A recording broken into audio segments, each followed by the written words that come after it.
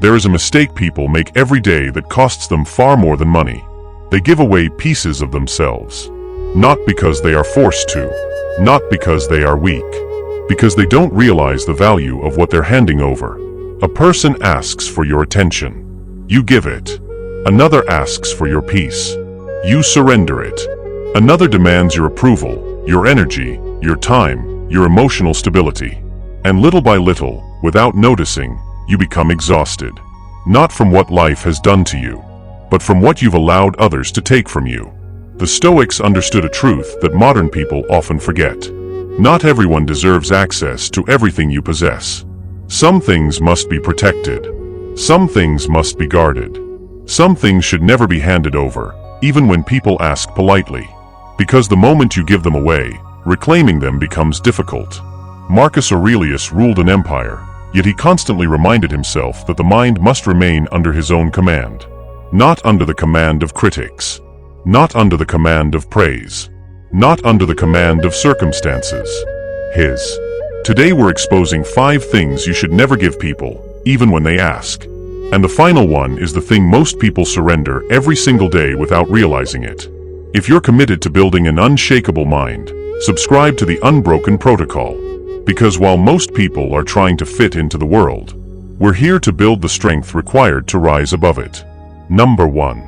Never give people control over your emotional state. This is where most suffering begins. Not when something happens.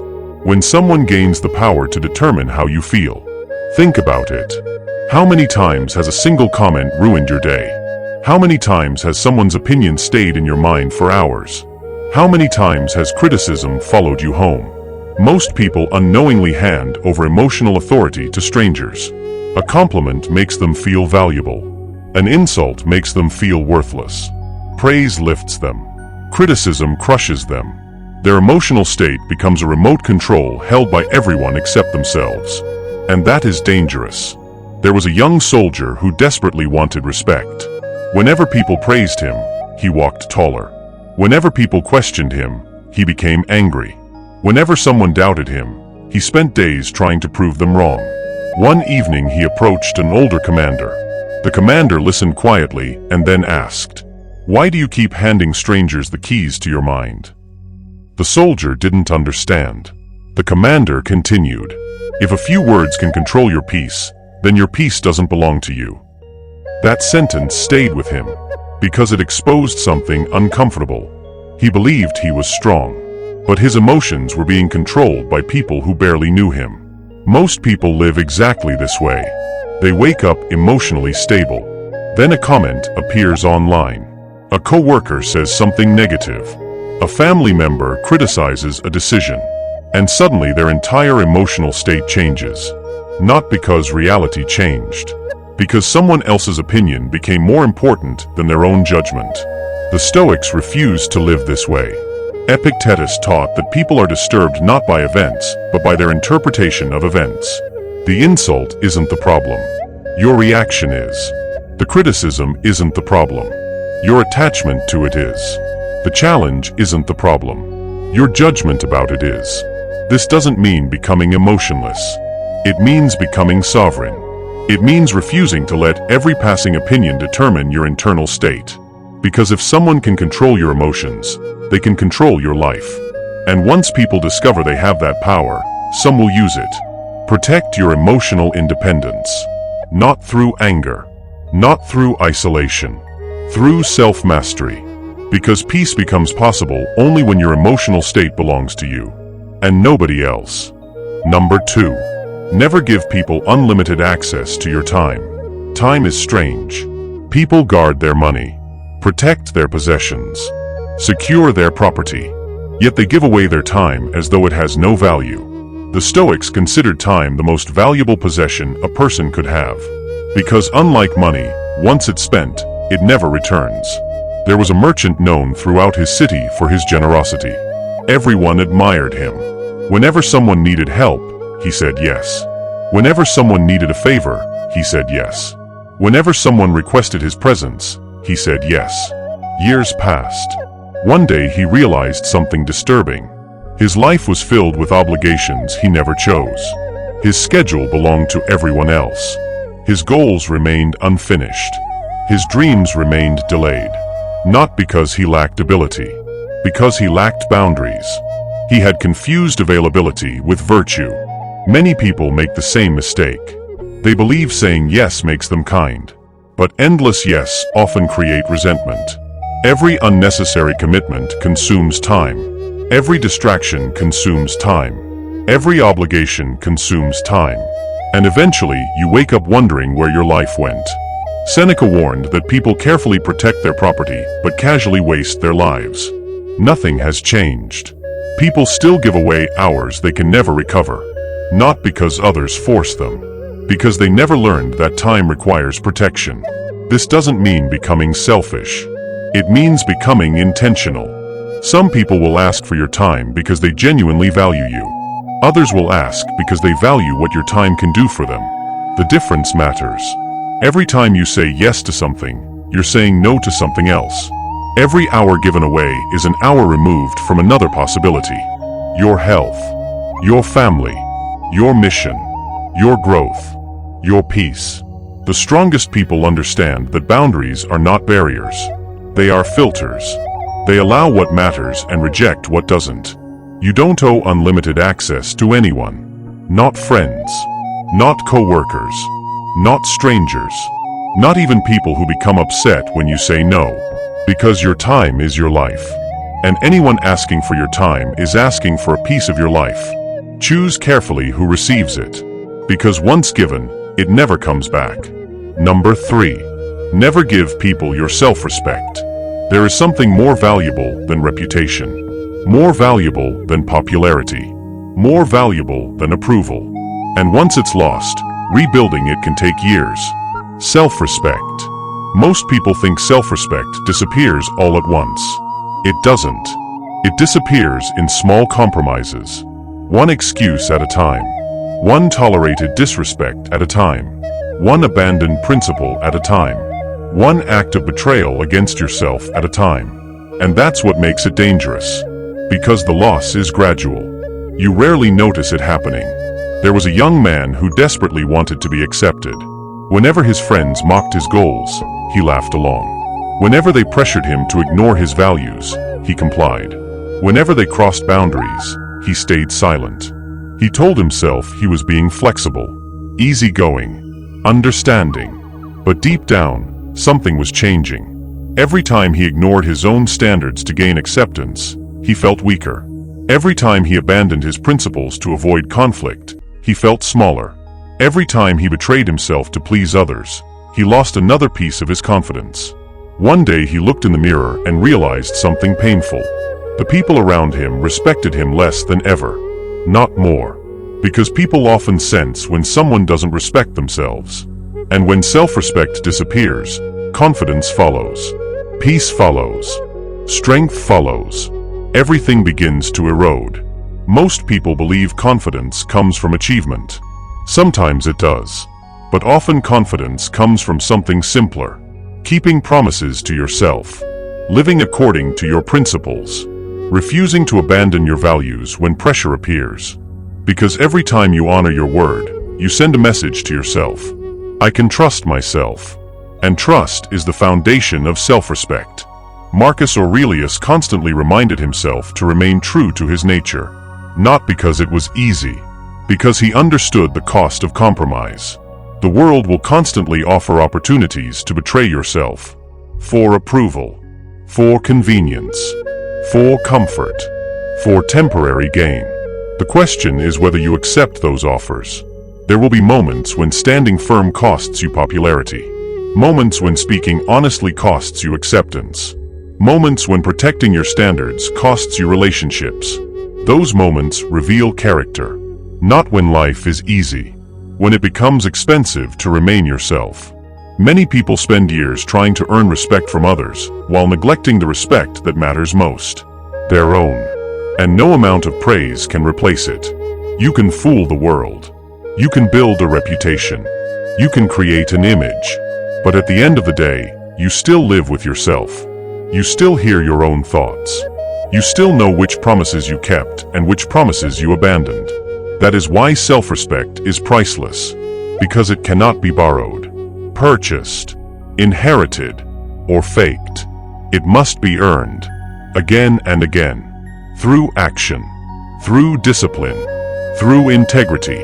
Protect it, because once people realize you're willing to abandon your principles for acceptance, they will continue testing how much of yourself you're willing to sacrifice.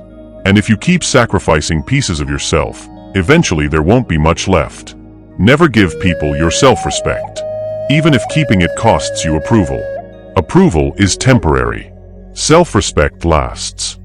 Number 4. Never give people the truth about every battle you're fighting.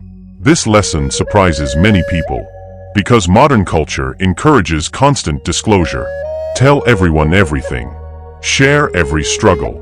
Explain every setback. Broadcast every battle.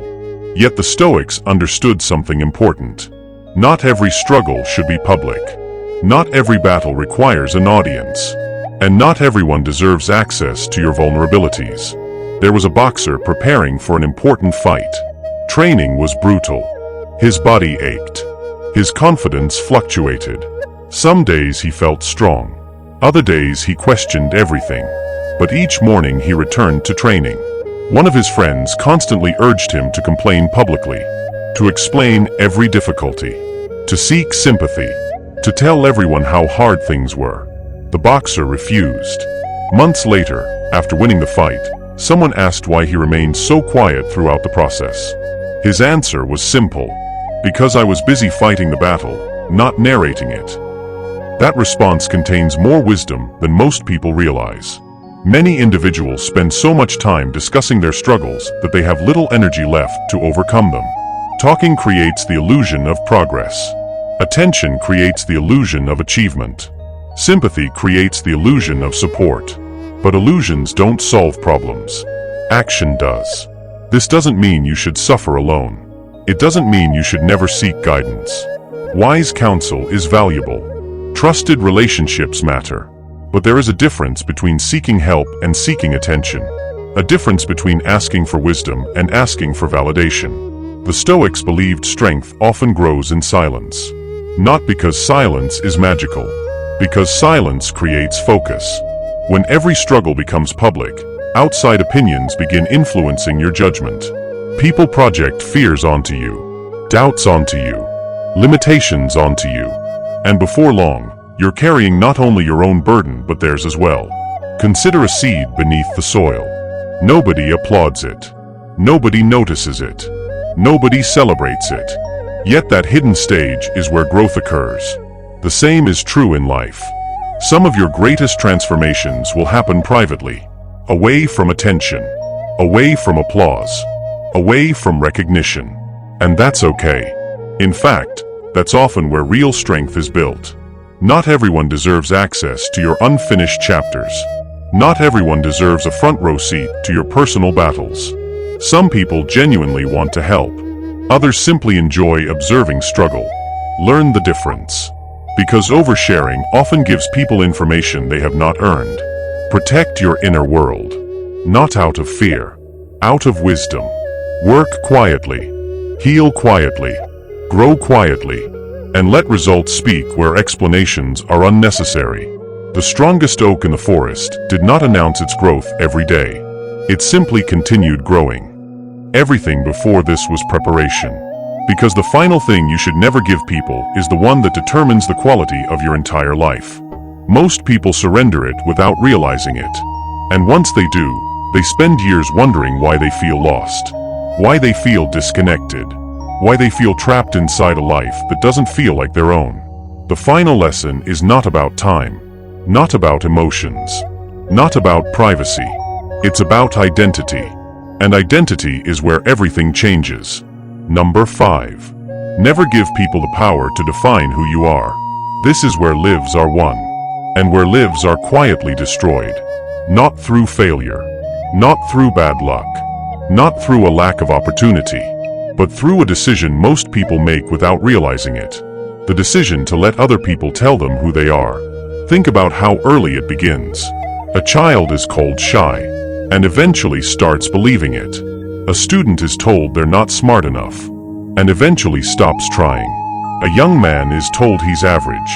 A young woman is told she's difficult. Someone is told they're not leadership material. Someone else is told they'll never succeed. Years pass.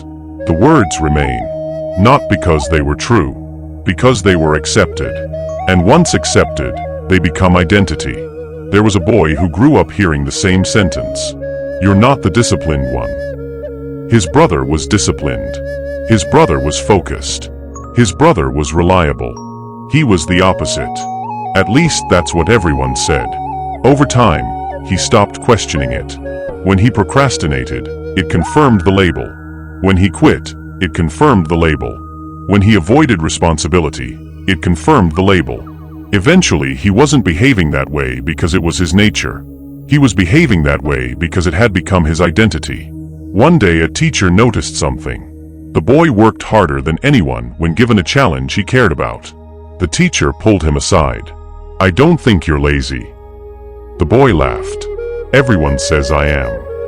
The teacher shook his head. Then maybe everyone is wrong. That moment stayed with him, because it was the first time he realized something powerful. A label is only powerful if you accept it.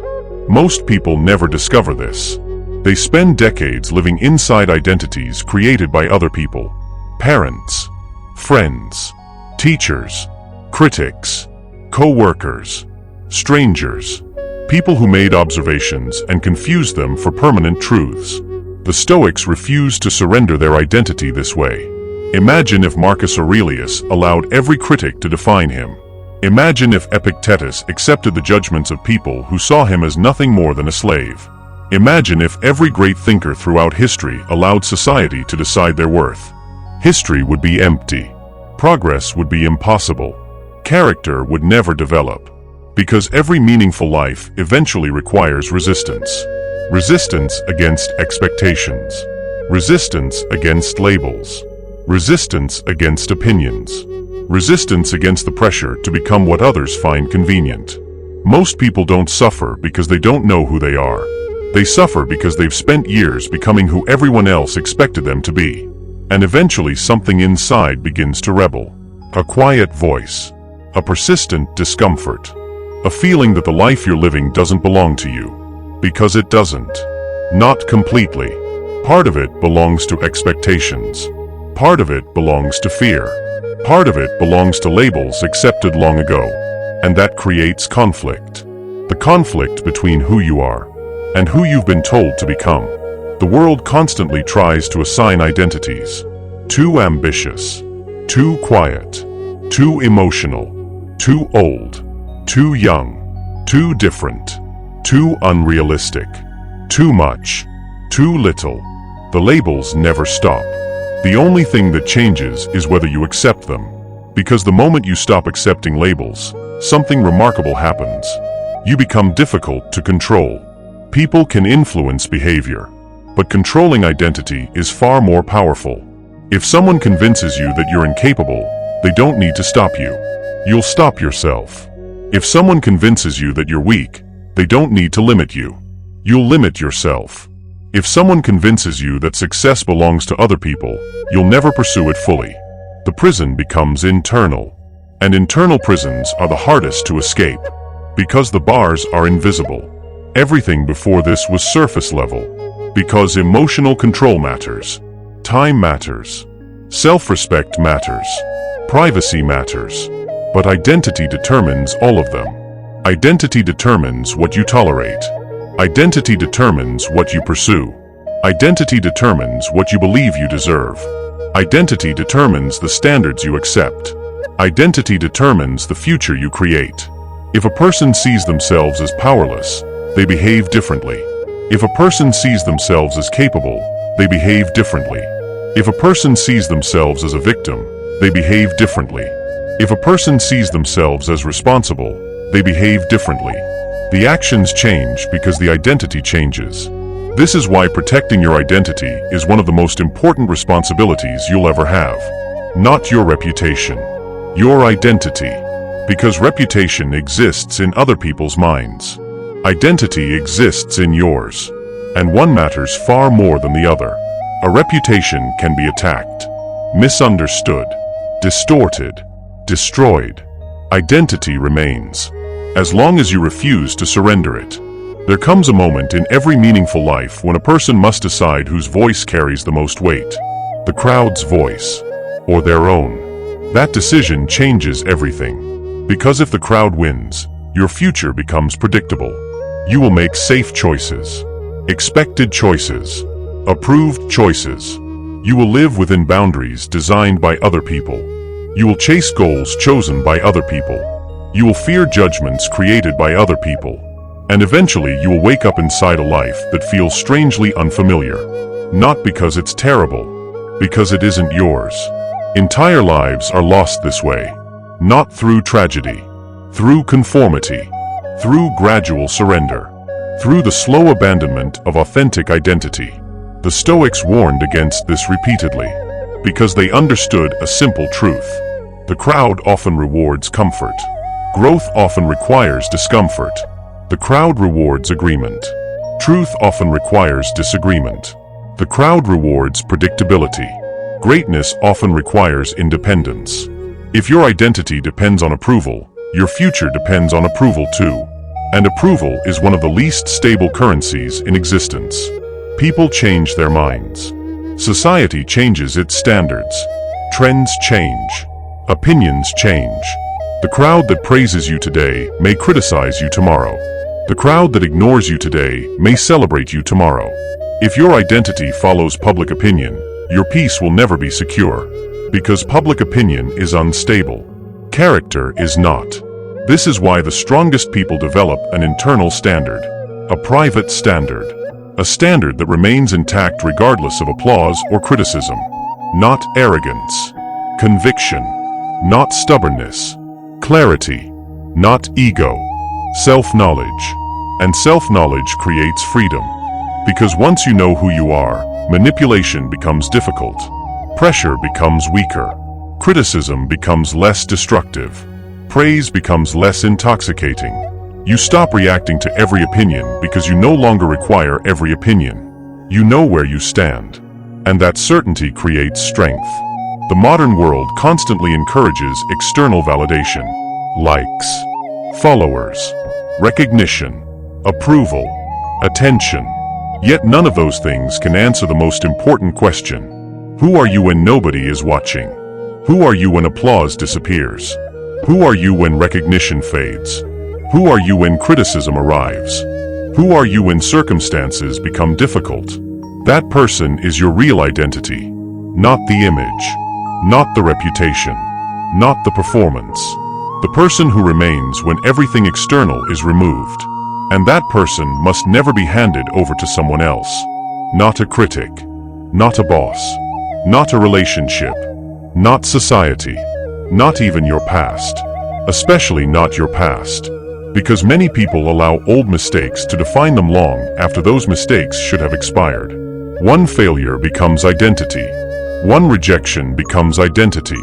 One embarrassment becomes identity. One setback becomes identity. Years later they're still introducing themselves through old wounds. Still carrying labels that no longer belong to them. Still living inside stories written by previous versions of themselves. But your past is evidence, not destiny. Your mistakes are lessons, not identity. Your failures are experiences, not definitions. The strongest people understand this. They learn from the past without living inside it. They respect history without becoming prisoners of it. And that's where freedom begins. The moment you stop asking, "What do people think I am?" and start asking, "Who am I choosing to become?" Because identity is not discovered once. It's built repeatedly, through choices, through habits, through standards, through discipline, through courage. Every day you are casting votes for the person you become. Every action matters. Every decision matters. Every compromise matters. Every standard matters. You are always becoming someone. The question is whether that process is intentional or accidental. And that brings us to the final truth. The 5 things you should never give people. Your emotional control. Your time. your self-respect, access to every private battle, and the power to define who you are. Notice something. Every one of them involves ownership. Ownership of your mind. Ownership of your life. Ownership of your identity. Ownership of your future. Because the Stoic path was never about controlling other people. It was about refusing to surrender control of yourself. That is where strength begins. Not in dominance. Not in status. Not in recognition. In self-mastery. And self-mastery begins the moment you stop handing away the things that make you who you are. If you've recognized yourself in this message, don't ignore that feeling. Recognition is often the first sign that change is possible. The question now isn't whether these lessons are true. The question is whether you'll apply them. Because knowledge changes nothing by itself. Action changes everything. And years from now, the quality of your life will reflect what you chose to protect. Protect your mind. Protect your standards. Protect your identity. Because once those things are secure, very little in this world can truly control you. Subscribe to the Unbroken Protocol for more. Because while most people spend their lives trying to gain power over the world, we focus on building the one form of power that cannot be taken away. Power over yourself.